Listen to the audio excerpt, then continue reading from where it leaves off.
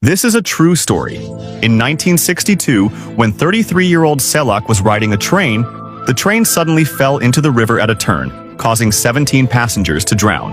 And Selock, with the will of steel, climbed out of the window and smoothly swam to the shore, becoming the only survivor of this accident.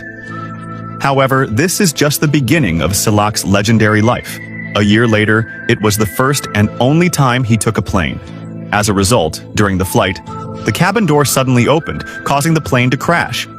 19 of the passengers were killed, but he miraculously landed on a farm lawn and survived the accident again. 3 years later, he avoided the plane and the train and took a bus to travel.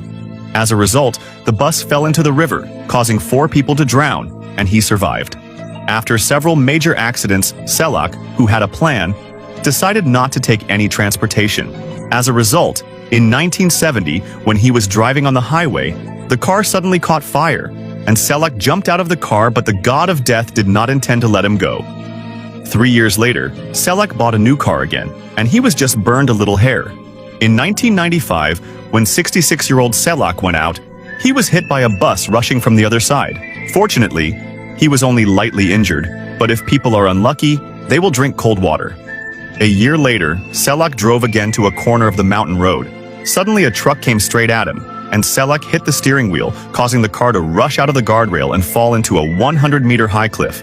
But luckily, he was just thrown out after the car crashed into the fence, and he just fell on a tree growing on the cliff and escaped death again. After 7 life-and-death tests, he basically dared to go out, but his luck didn't seem to end. In 2004, Selock, 74 years old, to celebrate his 5th marriage, bought the first lottery ticket of his life. But unexpectedly, he won a big prize of £600,000. This prize made him the luckiest man in the eyes of the people.